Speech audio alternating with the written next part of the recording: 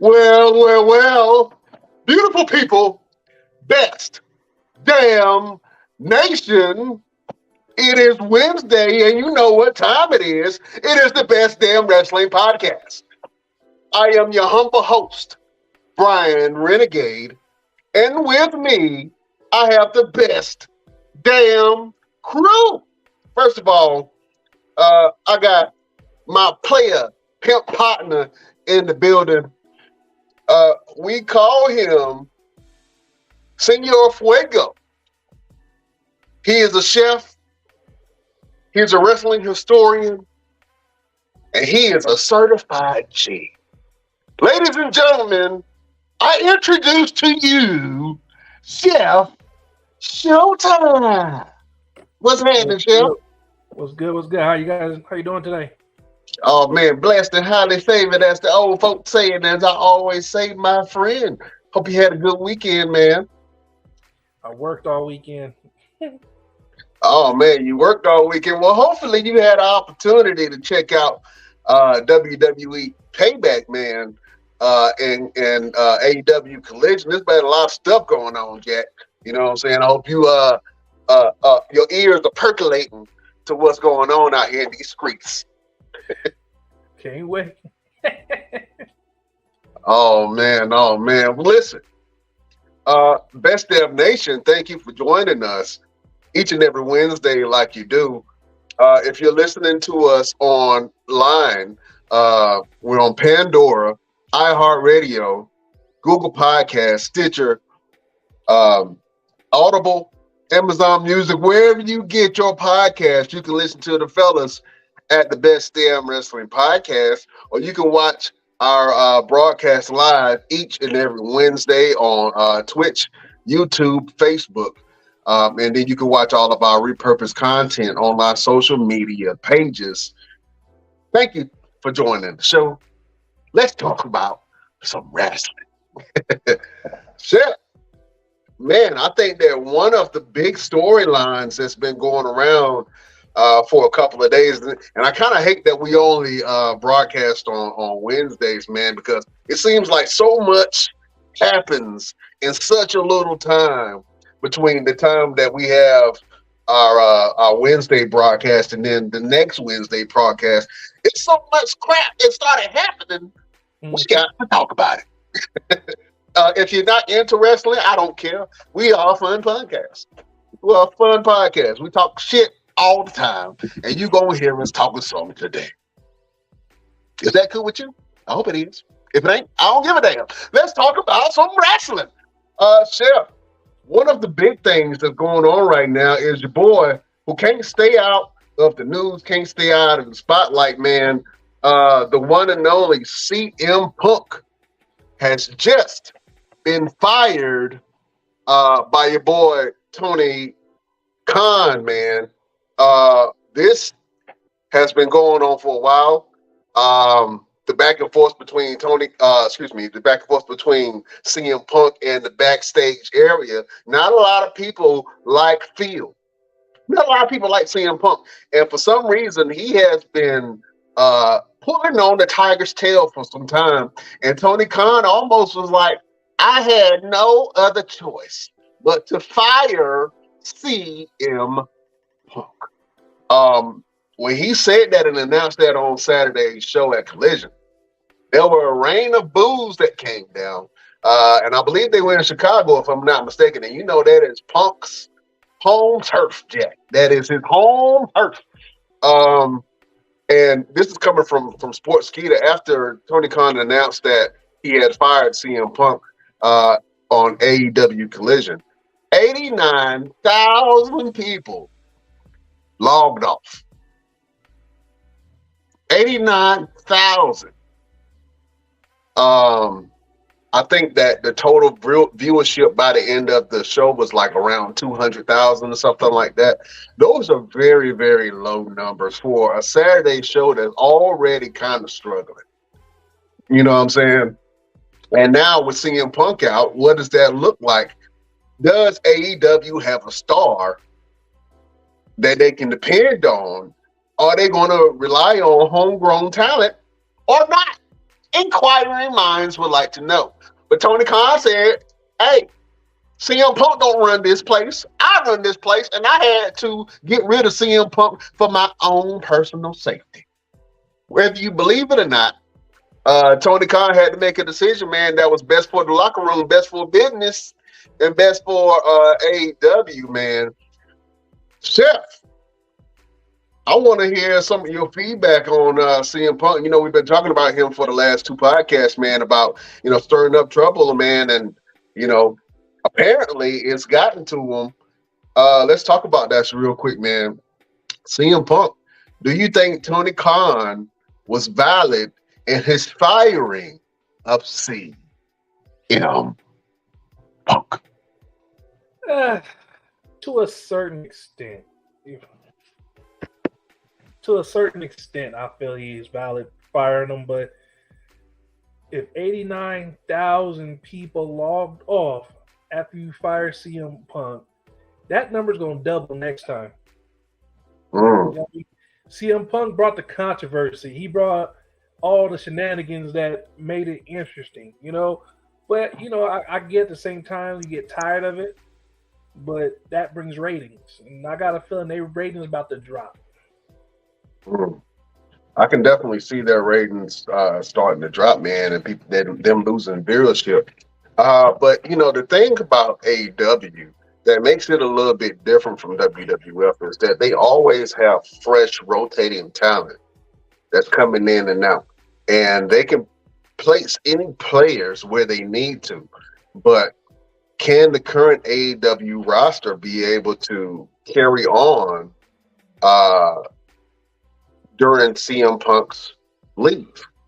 You know what I'm saying? And I think that's the big question. Do they have big enough stars that can draw these crowds, man, that they had, back at Wembley Stadium? They had 80,000 people at their All In event, and then they just had All Out not too long ago. Can they carry on this momentum? I think that they can if they make the right decisions, man. But this CM Punk firing, I think it's a blessing and a curse at the same time. It's a blessing because the locker room is getting rid of someone who they view as a cancer in a lot of ways. And then on the other end, they have to step up. AEW loses a huge star in CM Punk. So where does that leave AEW? Where does that leave Tony Khan? That's a big question, man. And I know Mr. Everything kind of went on a tirade last week and said, man, why can't you just sit down and shut up and make your money? You know what I'm saying? Just tell them to sit down, shut up, and make your money. But in this case, he's been sat down and he's been shut up. So, you know what I'm saying? For how long? That's a good question. For how long? They like to fire him or bring him right back. They possibly, but with Tony Khan saying that he feared for his life, I don't see them bringing CM Punk back anytime. How can you say you fear for your life and somebody threatened your life, and then all of a sudden they show up on TV next week? You know what I'm saying? I don't see how that kind of plays in Tony Khan's favor, man. But with CM Punk being gone, like I said, it's an opportunity for other stars to step up. And the only question is who is going to step up to the plate, man. Let me ask you a question, Chef. Do you see any stars from AEW kind of stepping up in that right? No. Nobody gonna bring ratings like CM Punk was doing it. Nobody's gonna bring ratings like CM Punk. Nah. No, nobody got that what you call that pizzazz that'll make you like, oh, let's just watch it because of him. No, nobody got that right now. Nobody got the pizzazz. No pizzazz for that ass. Okay, all right. I'll see. Well, man, listen. I think this is huge news, man. So where does CM Punk go from here? You know what I'm saying? Does he retire? Does he go to WWE? I think that's still a possibility. I don't know if CM Punk really wants to be over there. Obviously, he was trying to I think he was backstage. We had reported that he was backstage at one of the major events. I believe it was the Royal Rumble, and he wanted to come in during the Royal Rumble. I don't, that never ended up happening. But with CM Punk being fired from AEW, there's a strong possibility that CM Punk may come to WWE. And if that does happen, will the fans embrace CM Punk? That is the question of the decade. Fans, I want you to go in the comment box, and I want you to go on our social media pages. And if you think that CM Punk will be good in WWE after all these years and all that crap talking that he's done about the company, man, will he go back home to the WWE? Good question. Inquiring minds will want to know. Let's move off of your boy CM Punk real quick. One of your absolute favorites, man, had a birthday. I believe it's today, if I'm not mistaken, man. We want to wish your boy Braun Strowman, the monster among men, a very happy birthday. Man, Braun Strowman he's still recovering from a surgery that he had not so long ago. I believe it was a back surgery. And he's still recovering from that. So we're anxiously waiting for the arrival of Braun Strowman. I know you are, Jim. I know you are. I'm waiting. I'm wondering if they're gonna do. I wonder if they're gonna. I want Braun Strowman to come back to fulfill Bray Wyatt's little legacy. I want that to happen badly. Him, Bo Dallas. The only thing with that is Bray Wyatt was a one of one, meaning that he can talk. He was captivating. He had all of the fans feeding on his every emotion. I don't know if Braun Strowman, Eric Redbeard, or even Bo Dallas, his brother, can actually captivate the WWE and wrestling world the way that Bray Wyatt did. So carrying on Bray Wyatt's legacy, I mean, that's great. I hope that does happen in some type of way or capacity. But do I see that happening right now? Not really. Not really. I don't really see that happening. And like I said, Bray Wyatt was a talker, man, and so I don't think that Braun Strowman or Bo Dallas or Eric Redbeard can feel his shoes, man. The wrestling world lost a real one when Bray Wyatt passed away, man, and a lot of people were sad about that. I think this death is kind of up there around the fields of when Eddie Guerrero died, man. It kind of has that same impact on the wrestling world. And so, rest in peace to Bray Wyatt. But I would love for Braun Strowman to come back. But if Braun Strowman comes back, let him come back and be Braun Strowman. But with a little storyline and a little personality. You know what I'm saying? Going from one Braun to another one, man, did you catch NXT last night? Nah, I missed it. Woo. Well, man, listen. There was a spot between the Braun Breaker and Von Wagner match, which was, I believe, it was a no holds barred kind of feel. Braun Breaker defeated Von Wagner, but at the end of the match, man, Von Wagner got sent to the hospital because Braun Breaker picked up the metal stairs while Von Wagner's head was laying on it. He picked up the stairs and crushed his skull. I don't know if he crushed it. I just know he had some lesions. He was bleeding from it. The top. They blacked out the screen when it happened. But fan videos are always great because they show you exactly what happened. Braun Breaker hit him with the stairs, man. And I don't know if that spot was supposed to happen. I don't know if Braun Breaker kind of went off cuff. But if the spot was supposed to happen to a certain extent, I think Braun Breaker did not hit his mark. And he kind of Well, obviously he hit us, Mark, but and they got us talking about it right now because it's big wrestling news and it's all over the place. But that injury looked pretty severe, man, and I hope that Von Wagner is able to come back and recover from that. And then we also see a good feud going on between Von Wagner and Braun Breaker. But this is the first time that we've really talked about Von Wagner. You know what I'm saying? And I hate that it's in this context because he can go in the wrestling ring. He just really does. He doesn't have a personality, and he looks a little bit like a Neanderthal. You know, saying old school caveman. You know, we remember them commercials from Geico commercials. He looks like a What do you call hacksaw it, the Jim Duggan. caveman? Yeah, he got that caveman look. You know what I'm saying?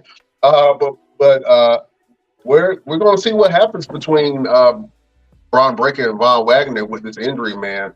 It looked pretty bad, man, and I think a lot of people were really worried backstage when it actually happened.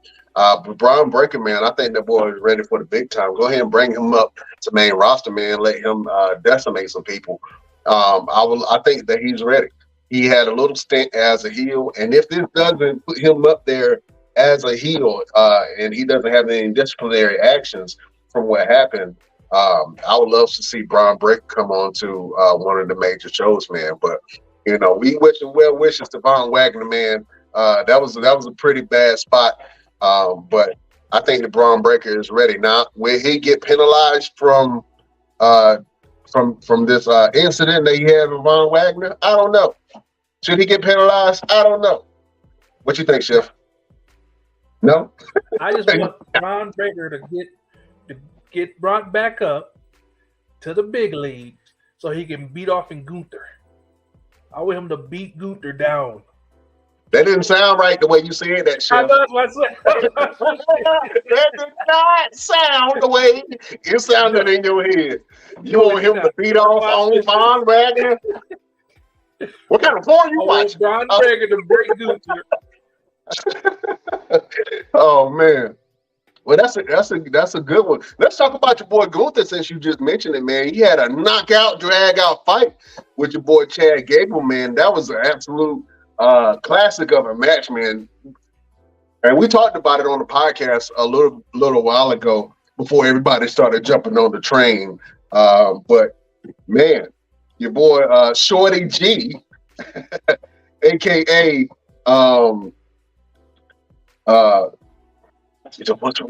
what's the boy name? Brain fart, Chef. Help me. Come on. Help me, Chef. Help me. I forgot. He got man. Well, anyway, Gunther absolutely solidified his legacy in becoming the longest reigning Intercontinental Champion in history, beating the Honky Tonk Man's record. The Honky Tonk Man held that record for damn near 20, 30 years, probably. It was a long time. You know what I'm saying? I was a Honky Tonk Man fan. Actually, he was just down here in Tucson not too long ago. And I wanted to go down there and interview him and ask him how he felt about Gunther breaking his record. But I didn't get an opportunity to actually do that. But man, Gunther is a certified legend now, man. He is, after a year. Do you understand that? After a year in WWE on main roster, he has surpassed a WWE legend, Honky Tonk Man, in his record and became the longest reigning Intercontinental Champion ever. Chef, what you think about that? That's your boy Gunther. I know that's LP's boy, but I know you don't care too much with Gunther. But what do you think about Gunther, man, becoming the longest reigning Intercontinental Champion ever?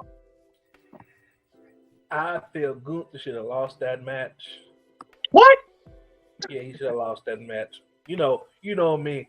I don't like Gunther.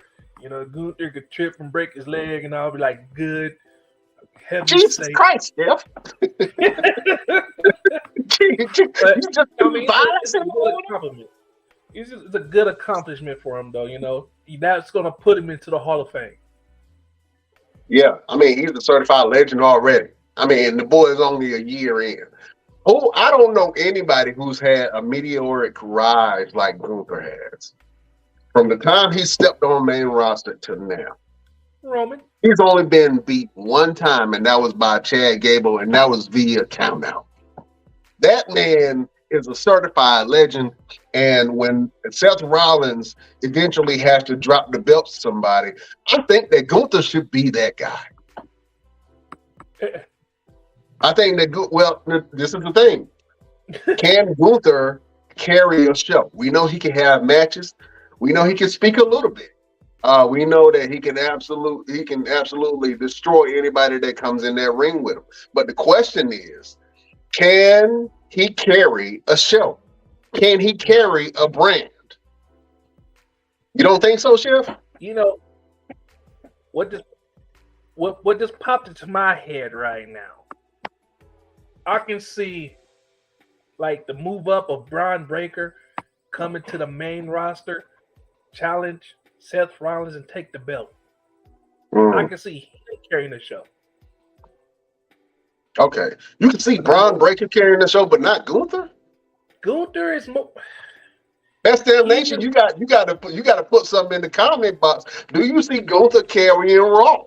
Nah, because Gunther, I honestly think his whole thing is Imperium. I mean, with that, like how it looks like they about to break up, he ain't gonna be able to carry the show by himself. He needs help. You feel me? Like Braun Breaker, he can do it by himself. Who else? Who's the champ right now? What's that dude name? I forgot that black dude name already. What brand? NXT. NXT. He took the belt from Wesley. Oh, Carmelo Hayes. I could see Carmelo Hayes, running the show. I mean, he'll hold the show for it, but all right. So this is my thing, right? I think that Carmelo Hayes is an absolute star. I think Carmelo Hayes has everything that he needs to become champion in WWE. Right now, he is the NXT champion. My problem with him is I don't know if his character is strong enough to carry a brand. I don't know if he's appealing enough and interesting enough for him to carry on storylines. And I'm not saying that he can't. I'm not saying that he has not. I'm just saying that from a business standpoint, is Carmelo Hayes your guy? Is Carmelo Hayes at 5 foot? What is he? 5'10", 5'8", something like that. 5'10". Is he your guy to carry your brand? Is he your next Shawn Michaels? No, Rey Mysterio. Rey Mysterio was a different beast. Rey Mysterio had fan appeal. Rey Mysterio is one of the greatest luchadors of all time. Even when he first came into WWE, he was fighting monsters.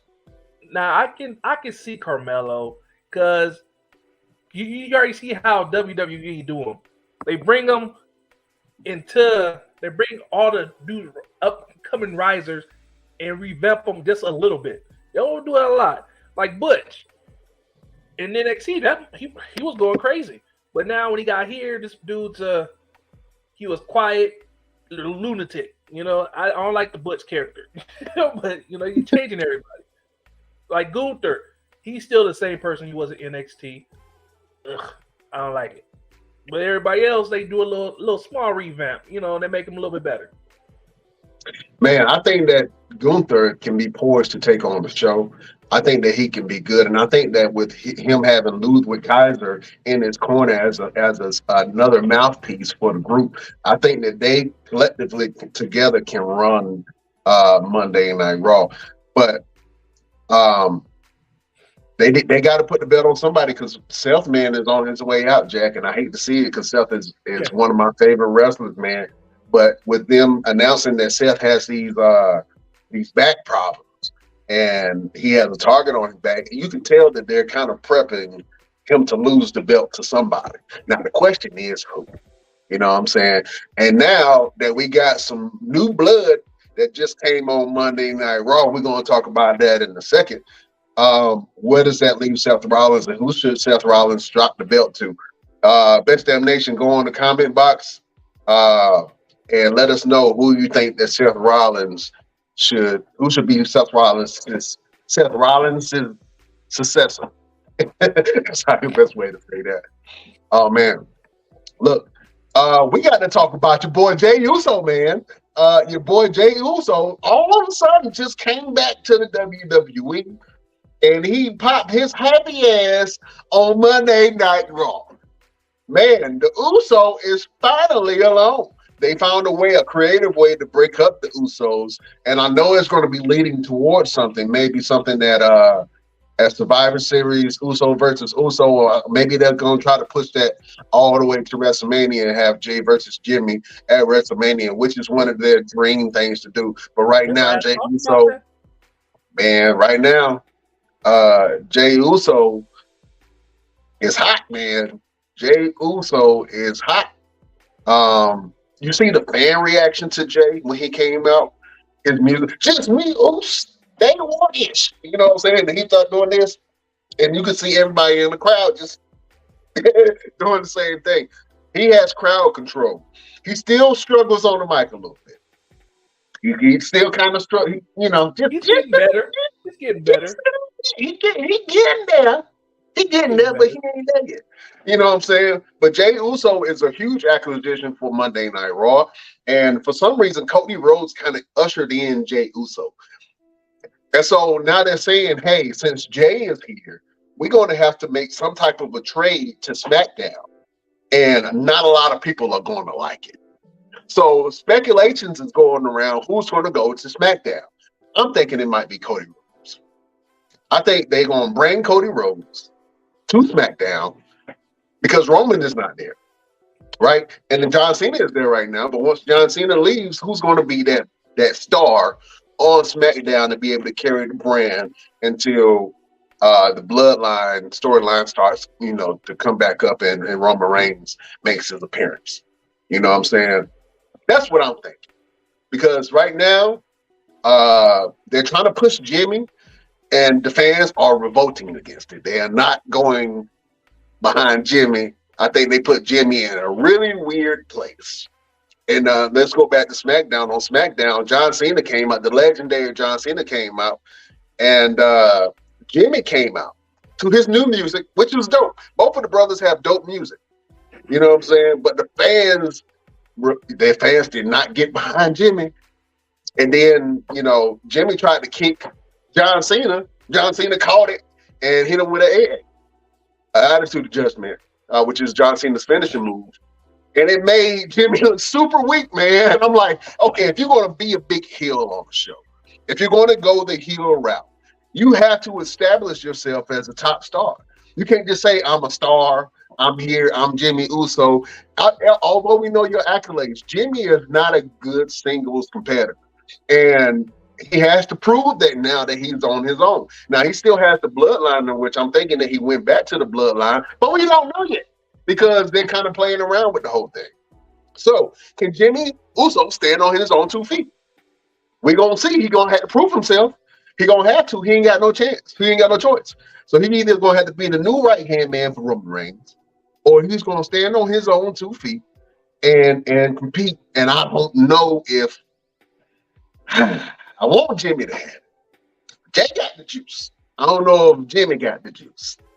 But we'll see. I mean, it's coming up within the next couple of weeks, man. We'll see what Jimmy and Jay both do on their respective brands. But I'm thinking that a major star from Monday Night Raw is going to go over to SmackDown. Personally, I'm thinking it's going to be Cody Rhodes. It got to be a star. It got to be a good trade-off. And next to Roman Reigns, to be clear with you, next to Roman Reigns, the biggest star on SmackDown, said unsaid, was Jey Uso. Think about it. The next big star on SmackDown was Jey Uso after Roman. Now, that can be, you can argue with me, you can argue with your mama all you want to. You know what I'm saying? But the fact of the matter remains that Jey Uso has established himself as a top star. Jey Uso has helped carry the Bloodline storyline along, because if it wasn't for Jey, a lot of people wouldn't have been as invested, because Jey wears his heart on his sleeve. And he compels the story really well. And we were so invested into it. Even when Sammy came in and everybody loved Sammy, Jay was that measuring stick that Sammy had to get over to be accepted into the bloodline. And then as soon as Sammy got accepted, he got kicked out. What, 2-3 weeks later? You know what I'm saying? So you have to admit that Jay Uso was the big star. Now the thing is, can Jay Uso stand on his own? Can Jay Uso win a singles title? That's the question.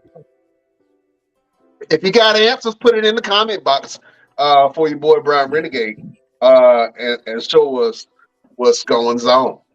Oh man, Best Damn Nation, holler at a player when you see me on the street, pimp. You know, leave a message, comment if you think Jay and Jimmy can stand on their own 2 feet as WWE superstars.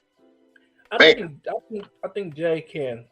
Jimmy's gonna have a hard time, but Jay can. Jimmy is going to have a hard time, but Jay can. Okay, yeah. I can see that. I can see that. I think Jay Uso. It says it in his name. Now he's on the main roster with the Monday night main event. That's Jay. Jay got a lot of targets on his back, Jack. Jay, this is the thing with wrestling. This is the thing when you're in a wrestling faction and your faction runs Ruck House. They go crazy on the whole roster. The Bloodline beat up everybody.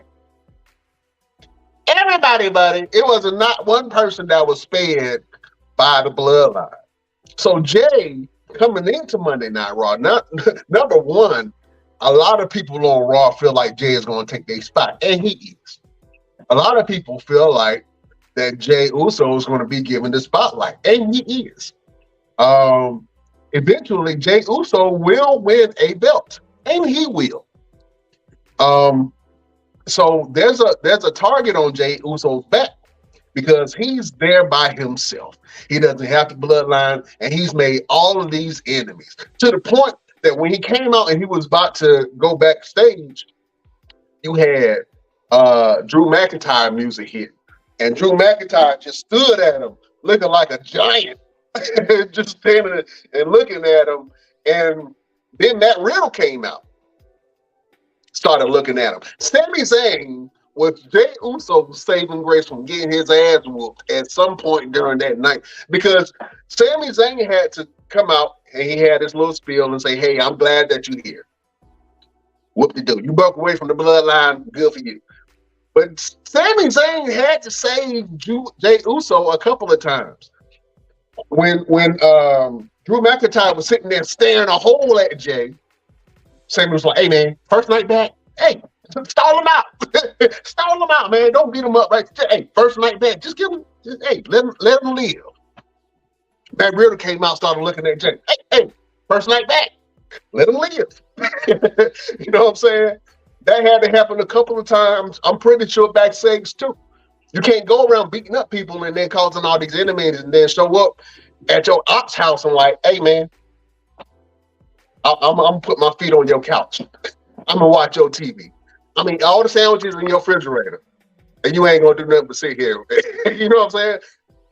He made a lot of enemies, and we'll see where the future lies for your boy Jay Uso. So if you got love for Jay Uso, show some love for Jay, because he gonna need it. What I like about how they did Jay, how they made him a face. Yeah. They didn't turn him heel. You know what I mean? That's what makes it, I think it's going to make it better, because he's going to Monday Night Raw as a face. And then you have Sami Zayn helping him be a better face.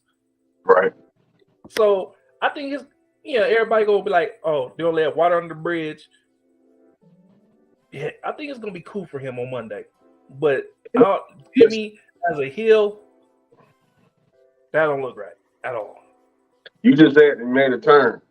You know what I'm saying? Water under the bridge, meaning that, hey, this is old. Don't worry about it. It's nothing. We're going to move forward. I'm going to tell you that water under the bridge is straight sewage. And whether you try to forget it or not, you're going to smell it. You know what I'm saying? Listen, I want the best for Jay. I hope that Jay does step out on his own and really becomes a main event Jay Uso and really takes over Monday Night Raw. But he had some challenges and he has a lot of competition on Monday Night Raw. And so we will see how Jay Uso stands on his own 2 feet. But man, that's going to be tough. It's going to be tough. You know what I'm saying? Let's go ahead and switch it over, man. Your girl Becky Lynch is back after defeating Trish, after defeating Zoe Stark. She is fighting for the NXT Women's Championship on Tuesday nights against Tiffany Stratton. Man, I don't know what to think of that. Bro, I don't know if that's a good thing or if it's a bad thing. And if she goes there and loses to Tiffany Stratton, where the hell does Becky Lynch go after this? no, I got the feeling they're gonna make her lose. They're gonna make Becky Lynch lose. You feel me? Right. That's what's gonna happen. But at the same time, we cannot skip over the Trish and Becky fight. You feel me? We can't. If she had Trish look like a unicorn at the end of the match. You see Oh, that yeah. night. Listen, hold up. You know, I always say it. Did you not see that knot? Did you not see that knot on her forehead? Man, you say she was looking like a unicorn. Trish had a whole booty on her sandwich. I mean, she had a whole booty on her forehead, bro. You know what I'm saying? It was just, this is a sandwich right here. I'm about to eat this in a minute. Don't worry about it. But she had a unicorn titty on her forehead. It was bad. She was beat black and blue, and that was her first cage match that she ever had in her whole entire career, and it kind of showed. But Becky took care of Trish during that match. She made Trish look good during that match. I'll give Becky all the credit in the world because that is a hard thing to do to make Trish Stratus look good. This Trish Stratus, it's hard to do. Going back to that. Yeah, going back to that though. You know, I mean, I have a feeling they're gonna make Becky lose lists to Tiffany Stratton to build up her character a little bit better because that they got her playing that Barbie doll, prissy type. But if she lose, it makes her look stronger, and they're like, oh, that's a fighting champion. Tiffany Stratton ain't no damn fighting champion. We all know this. Like Liv Morgan. No. I think that Tiffany Stratton, and we're talking about the NXT Women's Champion, Tiffany Stratton. I think Tiffany Stratton has all the tools that she needs to be great. I think that she could be the second coming to Mandy Rose, and in a lot of ways, she kind of is. Even though Mandy Rose's character was a little bit different, and Mandy Rose had a little bit more maturity, being on the main roster and having maturity in her character. Tiffany Stratton she's a star in the making. She's really good in the ring. She can talk. She can carry on a promo. You might not like her Barbie-esque Mean Girls kind of tone, but the girl can go. She's good, and she has a great finisher, the prettiest moonsault, which is she jumps up on two of the ropes in the corner and then flips off the top rope and lands on her opponent doing a beautiful moonsault. So Tiffany Stratton has all the tools that she needs to become a big star on main roster. This is the thing. Do you have Tiffany Stratton drop the belt to Becky Lynch? And if that's the case, then what does that mean? Like, does she come to main roster with the belt? Like Dominic is with the North American Championship? Does she stay on Tuesday nights and try to bring more views to Tuesday nights? The New Day did it when they went down and they won the NXT championship, the NXT Tag Team Championships. They brought eyes. Dolph Ziggler, when he became champion and beat Braun Breaker, he brought eyes. And so for Tuesdays, if you put the man Becky Lynch down there on Tuesdays and make her a star and have her elevate all the talent there and still maintain her relevancy on Monday Night Raw, it can work. Will it work? I don't know. How would the fans react to that? I don't know. I think that they should put a belt on Becky. I don't even know who's the Raw Women's champion right now. Oh girl, The fact that it Io didn't Sky, who Io Sky. on Raw. Oh, oh, who is the The fact champion? that you can't even think about it is crazy right now. And I don't know why I don't know that. And I know damn near everything. So I'm trying to really remember who's this, and that's the crazy part. You got the I'm sorry. I'm tripping. I am tripping. Rhea Ripley is the champion. Rhea. But Yeah, you almost forget that she's champion because she's not really fighting for her belt like that. yeah, She just had a knockout, drag out fight with Raquel Rodriguez, which was very, very hard hitting. And it was a great match. But you almost forget that Rhea is the women's champion because she doesn't defend her belt. She's not really interacting with the women like that. She's really interacting with the men. And we're going to transition over to Judgment Day. But man, what is Rhea doing damage, or is she elevating the Raw Women's title? That's a question for you, Chef. she's doing a little bit of both. You know what I mean? Because she's elevating it because honestly, the only person that should have beat her for that belt was Raquel Rodriguez, but it made her lose it. I mean, it made her lose it, but she bringing it down because she don't defend it like that, like mostly everybody else did. You know what I mean, when Charlotte had it, she defended it every week. But when Bianca Belair had it, she defended it every week. Even when Sasha Banks had it, she defended it every week. She just defended when she's ready and when she wants to. And that sounds like another Brock Lesnar. She's going to Brock Lesnar Roman Reigns route for the Yeah, women's title, and I'm not mad at it. And even though she's on TV every week, she's not really defending her belt like that. I just saw something where I can't remember who had made a comment, but they were talking about Io Shirai. I believe it was Conan. He was talking about Io Shirai, or Io Sky, as she's known now, and saying that she is a boring champion. She really doesn't have a personality that you can get behind, and that they're kind of playing around the fact that Bailey kind of might try to do something yeah. and try to take the belt off of her or something like that. I like Io Sky. I still think it was a little early for her to get the championship. I think that she should have stayed like a good year in and just put out amazing matches and then throw the belt on her. I think it was way too early because we're seeing that it doesn't translate well to main roster. Even though the fans like Io, as far as her carrying the title and doing something to elevate the title, she is not doing that as we speak at this moment. Will she? Possibly. I don't even know that she's gonna hold the belt long because she definitely does have. I mean, Bianca's still there, even though Bianca has just got written off of TV, and of course, the great Charlotte Flair is on SmackDown. Throw the belt on her.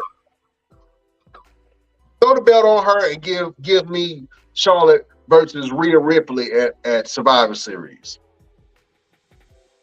You know what I'm saying? And I'm not taking nothing from EO Sky. I'm an EO Sky fan. But right now, EO is not elevating the women's title. So when you go to SmackDown, the only belt that you really have on SmackDown, and this is crazy, it's the U.S. title, which Rey Mysterio was holding. Roman is not there to defend his title. Io Sky is the weak character right now, even though I love Io Sky. Her character is not strong to be able to hold that title on her own. The tag team titles are still unified for some strange ass reason, and they're on Monday Night Raw. You know what I'm saying? So technically, the U.S. title is the only title on SmackDown, which is weird to me. You know what I'm saying? So I want to see everybody kind of step up more. I really do, especially on SmackDown. Now, like I said earlier, with Jey Uso being traded to Monday Night Raw. Who does SmackDown get? And I'm trying to think who does SmackDown get, who would benefit on being on SmackDown. And the only person that I can think of that's a big enough star that can translate well on SmackDown is Cody Rhodes or somebody from the Judgment Day. You know what I'm saying? I can definitely see Damian Priest going down to SmackDown and standing on his own 2 feet, and then they replace him with JD McDonough. I can definitely see that happening. But you know, or Finn, yeah. But but the thing is, will Finn make an impact on his own? And I'm not saying that Finn can't stand on his own 2 feet because he's done it for years.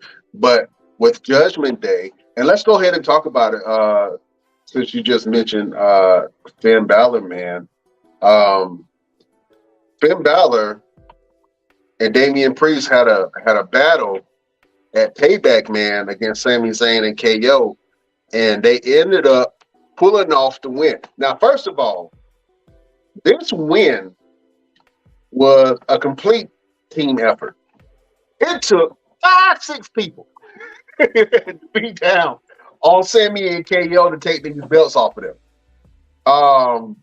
JD McDonough stepped in, Rhea Ripley stepped in, Dominic Mysterio stepped in. It was just a lot of moving parts. And Sami and KO couldn't keep up, man. They could not keep up. And so now you have Judgment Day literally holding all of the gold on Monday Night Raw. And I want to show this before and after picture, man. You have March 2023, and then you have now. Now, Judgment Day has all the gold. They have the women's title. Damian Priest and Finn Balor have the tag team titles. Dominic Mysterio has the NXT North American Championship. And Damian Priest also is holding the Money in the Bank belt, which he is senior Money in the Bank belt, which now he is senior Money in the Bank. And that's a great picture, man, with Judgment Day now being the top faction in WWE. I believe that if they stay on the right track, stay motivated, they can be very dominant for a long time. But you know, they've been showing some cracks. I'm pretty sure those cracks are going to start coming up again. But I'm glad to see that Judgment Day actually worked as an experiment. I think Edge should be somewhere crying tears of joy and upset at the same time. Even if he came back, I think he would be a great manager for Judgment Day. But I think that since they're considering themselves all equals, I'm not sure if they're really looking for a leader. Although Rhea Ripley is said unsaid the leader of Judgment Day for real.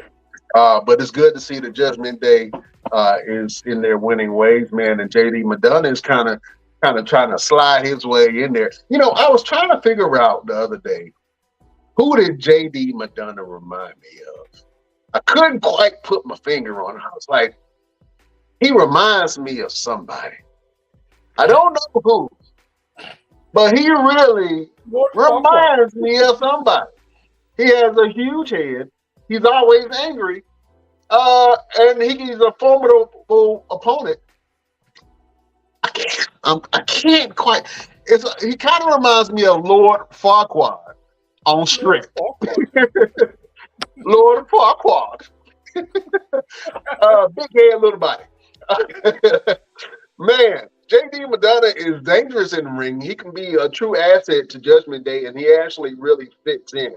I kind of hate to see this fanboy thing that he's doing right now, but if he does get in the group and the group accepts him, I think that he will be an added addition to the group, and he will be more dangerous than Dominic. You know what I'm saying? So if you're having those tag team switches between Finn and JD McDonough, or even Damian Priest and JD McDonough, I think that they can be a real force if they do add JD McDonough to the mix. You know what I'm saying? But that's something that we shall see. Uh, Chef Showtime, my playing partner. Um, we got to talk about it, man. It was a lot of events that happened, right? We got to talk about Payback and some of these matches from Payback. First of all, one of the best matches that I saw, and I'm gonna go back to this picture I have an impression of, was LA Knight versus The Miz, which surprisingly, this match was really good.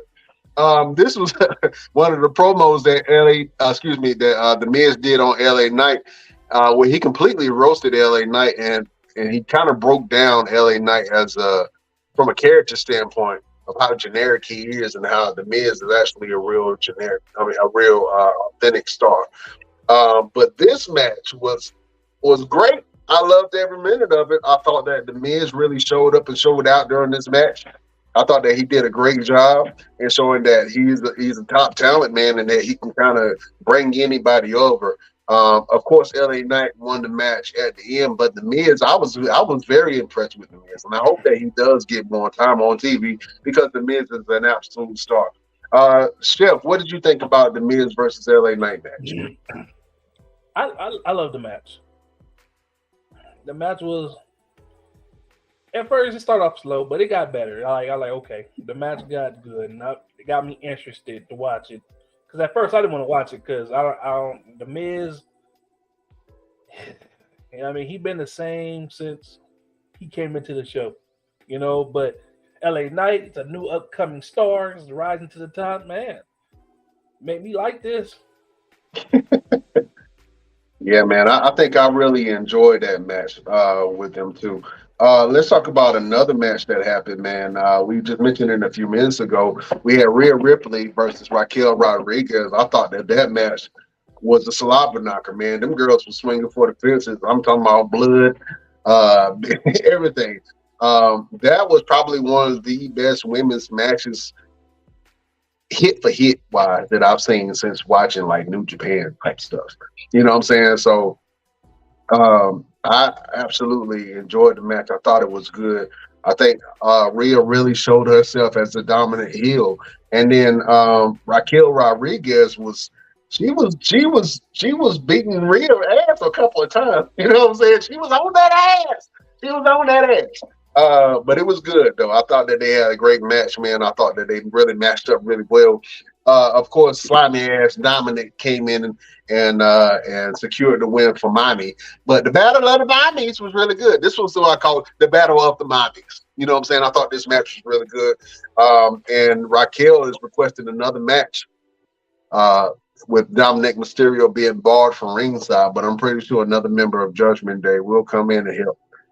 If she's smart enough, she would have said bar all the members from Judgment Day instead of just Dominic Mysterio. Still have help though if they did that, because JD Madonna is not. He's not part of the Judgment Day. Right. You're right about that, Chef. But I want to see them go one-on-one again, man. I absolutely love that match, and I think that they can do some great things the next time that they face each other. We also want to talk about this match, man. Shinsuke Nakamura versus Seth freaking Rollins. I thought that this match was really good also. I loved how Shinsuke was able to speak in his own language during the promos, man. I thought it was awesome for them to allow him to do that, because I think that he's more comfortable speaking his own language. And to be honest with you, it felt like Shinsuke was like the ultimate bad guy in a martial arts movie. You know what I'm saying? He was Shang Tsung. You know what I'm saying? He was very believable, and I actually thought that Shinsuke Nakamura was going to take the belt off of Seth freaking Rollins during that match. And Seth pulled out the last ditch effort win at the end with the stomp. But boy, did he get his ass whooped. He even left out in a wheelchair. His wife had to wheel him out of the arena, man, because his back was so jacked up. Shinsuke Nakamura showed how dangerous he actually is. And even on Monday Night Raw, when Seth Rollins was like, hey, man, we got to run this back. It didn't sit well with me. We got to run this back. Shinsuke Nakamura was like, no, He was like, "What you mean? I'm giving you a title shot. I'm giving you a shot to the gold, and you telling me no? That don't make sense." But in Shinsuke's mind, he was like, "I'll do it on my own terms." And I'm glad he didn't do it because he really would have been picking the bones of Seth Rollins. You know what I'm saying? Like, if Seth did lose it, and lose it in that way, I'm not sure how the fans would react to that, and if they would react in the manner that management would want Shinsuke Nakamura to come in holding the gold. And it's Shinsuke the guy. I don't know. I thought he was. I thought he was to take it off himself. But, that match was really good. I hope they did do it again. I think they will do it again. But man, I love that match. I thought it was really good. Really good build up to it. And I love seeing it. We just talked about tag team titles changing with Sami Zayn and KO versus Judgment Day. Judgment Day took that and is now holding all the gold, man. So it was some really good matches on the Payback card. Chef Showtime, we got to do this. We have to go back to school and overall grade WWE Payback. Excuse me, class. Class. Shut up! Wow! Chef Showtime, if you had to give the Payback event a grade from A to F, what would you grade Payback? A B. A B? Woo! High marks from Chef Showtime. What made the show a B, Chef? Yeah, I think it was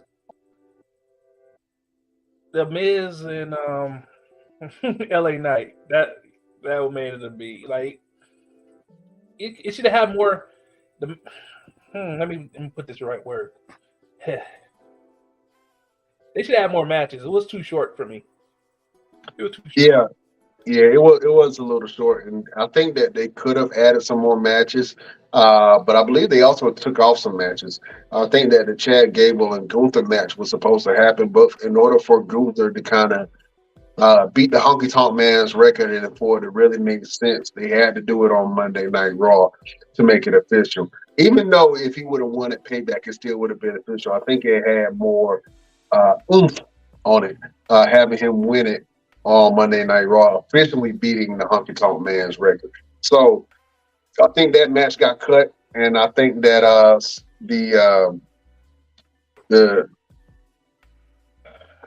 think that match got cut, and I think another match got cut also. But I thought that the event was actually really good.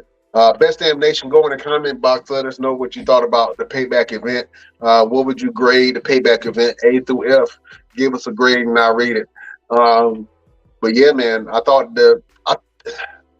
I would give the event. I'll give it a C plus. I want to be a little stern on it. I give it a C plus. There were some matches when I was watching, I kind of tuned out during the middle of a little bit, but overall, I thought it was a solid show, a really solid show, man, all around.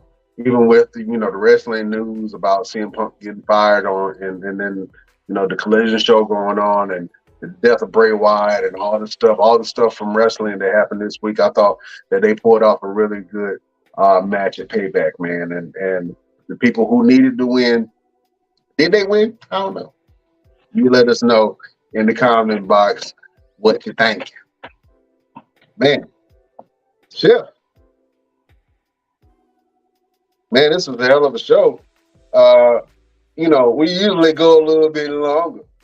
But I think that today we're going to let the people breathe a little bit. And we're going to have some more footage. So fans, you know what I'm going to do, Chef? I'm going to make this a little different. I'm going to go back because I love showing this interview. This was one of our top interviews that I really wanted to get. We're going to have him come on the show later on this year, man. But we had to ask the great Ron Simmons some questions, man, and he talked to Mr. Everything and let him know a couple of things about himself and some of his favorite matches, and how does he feel about black, young, up-and-coming black stars really making an impact in the wrestling world. So, beautiful people, I'm going to bless you with a blast from the past. Listen to this interview from the great Ron Simmons and the Best Damn Nation's very own Mr. Everything, Victor Andrews. Ladies and gentlemen, this is Mr. Everything, Victor Andrews, and I am blessed, beyond blessed to have this legend of professional wrestling, this Hall of Famer of professional wrestling, Mr. Ron Simmons. Yes, sir. Man, I gotta tell you, I usually don't get lost for words, I usually don't get starstruck, but I mean, you are the uncle for all of us.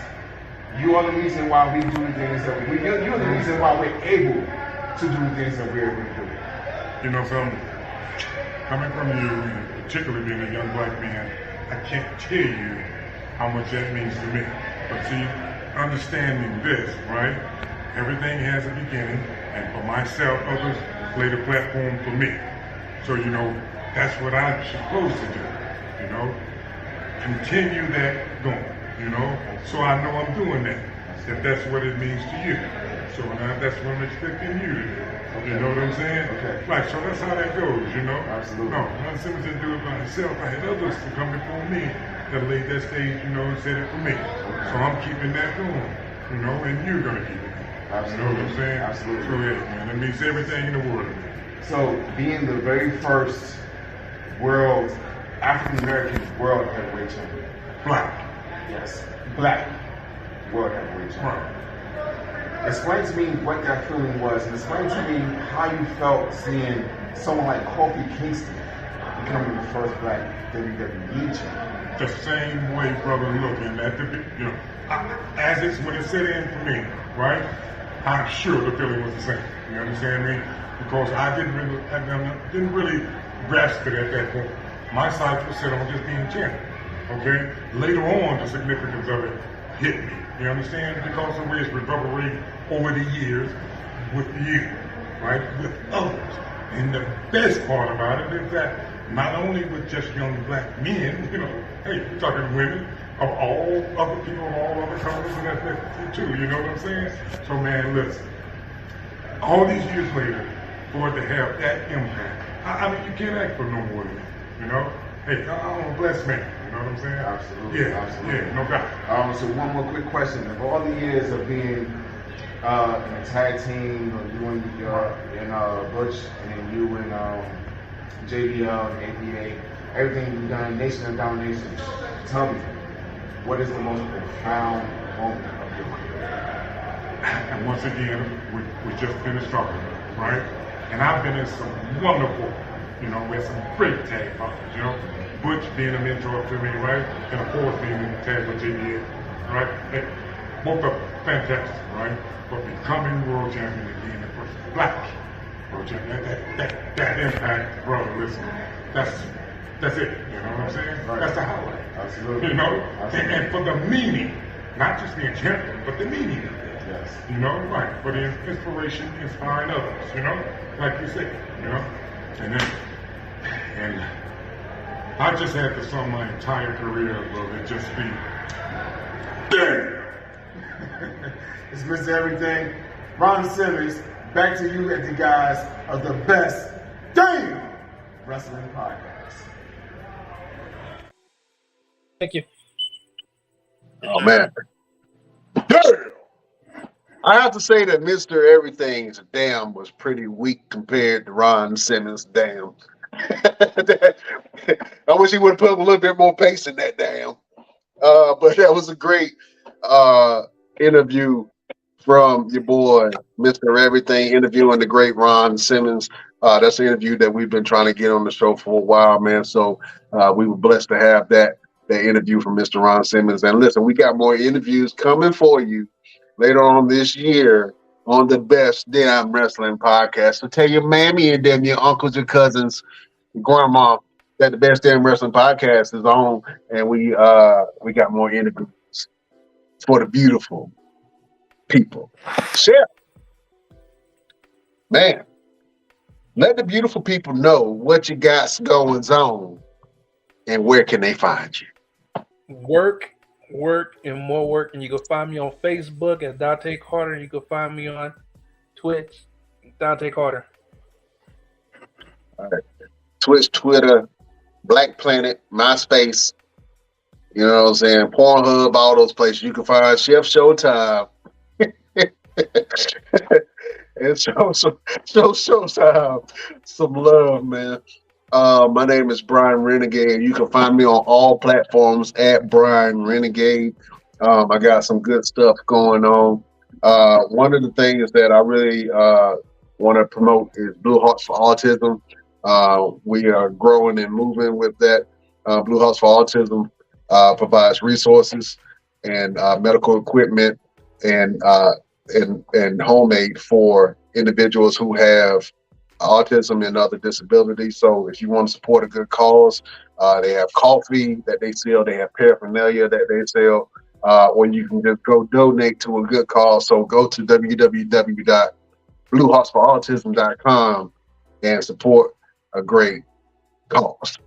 And of course, if you want to support the show, you can go to our social media pages, man. We all over the place. You can go to our Instagram at The Best Damn Wrestling Podcast. You can visit our Facebook group at The Best Damn Wrestling Nation. That's a private group. You go in and you can see all the content that we post. You can go to our Facebook page at The BD Wrestling Podcast where we post all our stuff and you can actually watch the episode. You can go on our Twitter at Best Damn Crew. You can visit our Twitch at The Best Damn Wrestling Podcast. And if you have a TikTok, you can visit our TikTok at Best Damn Wrestling Podcast. And if you would like to support the show, well, the only thing that you have to do is you can go support the show a couple of ways. You can go to our website, www.thebestdamnwrestlingpodcast.live, and you can donate directly to the show, or you can just go on our Patreon that we have, www.patreon.com/The Best Damn Wrestling Podcast. For as low as $5. You see them 5 phalanges. You can donate to the show. We got all kind of stuff for you. We got shirts, hats, gloves, socks, behind the scenes footage. We got condoms. We got all kinds of stuff. I wouldn't recommend using the condoms, but we got all kinds of stuff at the Best Damn Wrestling Podcast. So go and visit our Patreon page, www.patreon.com/The Best Damn Wrestling Podcast to support your boys. Or if you want to support us in the other way, if you don't want to give us no money, we understand people are broke these days. If you want to support us, man, just share our page. Share our page, share our content. Tell somebody that like wrestling or sports or entertainment of any kind to join the Best Damn Wrestling Podcast, and you can see what we got going on. We just showed you an interview with the great Farouk, the great Ron Simmons. We just had an interview not too long ago with the great Ron Killings or R-Truth. We've had EC3. We've had Gangrel. We've had Ricky Morton. What more do you want from us? We got more interviews coming this year, man. And we're so excited. So support your boys. Support what we got going on at the Best Damn Wrestling Podcast. Right now, we're at 2.2 million impressions online and growing. So people are watching this. People are tuning in and they listening to what your boys got going. So if you have a small business and you want to promote your business on the Best Damn Wrestling Podcast, then hit us up at the Best Damn Wrestling Podcast at gmail.com. And you can request to be on the show, or you can request to sponsor an episode, or you can tell a bit about your business and what you got going on. But like I said, you can follow me on all platforms at Brian Renegade if you want to check what I got going on. Chef, you know we do this each and every week. We got to give the people some inspiration. We got to leave the people with some hope. We got to give a good word for the beautiful people. Thinking in my preacher bag.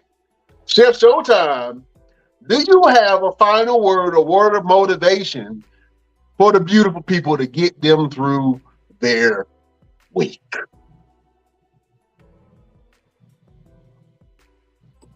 I'm going to have to go to the Forrest Gump saying, life is like a box of chocolates. You never know what you're going to get. I like that. Life is like a box of chocolate. You never know what you're going to get. But either way, whatever you get, you just take it in stride. You know what I'm saying? Take it in stride. A word for the beautiful people that I have. Take care of your body, people. Your health is number one, especially when you start getting up there in age, start thinking about your health, and especially when you get over 30, things that used to work don't work no more.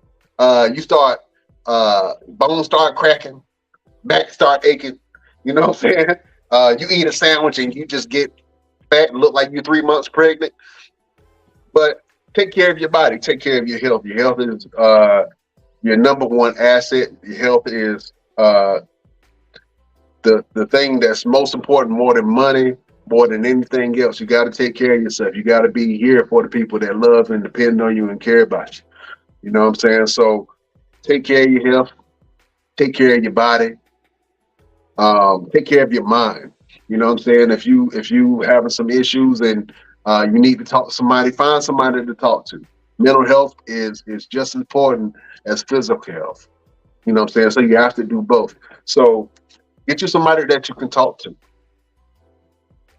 Try some mental exercises that'll strengthen your mind, strengthen your spirit, and get your ass in that gym on that trail and work your body out. Because it's the only body that you got. While you're here on this earth, you got to take care of. Because ain't nobody else going to do it. And if you get to the point that somebody else got to take care of your body, then it's already too late. So while you got it, while you breathing, while you're up walking around, while you got full use of all your phalanges and all your fingers in your hands, work out, get your body right, get your mind right. Because only you can take care of you. Chef, you like that word? Oh, man. Well, listen. Very good word. Acting up. Oh, no, you good, brother. Well, listen. We can't hold you no longer, people. Visit us on our social media pages. Share our page. Show us some love. And as always, we love you. We care about you. And we will see you next week on the next Best Damn Wrestling Podcast. Chef, you are a gentleman and a scholar, sir. We will see you next Wednesday. Beautiful people, we bid you adieu. Bye-bye, bitch.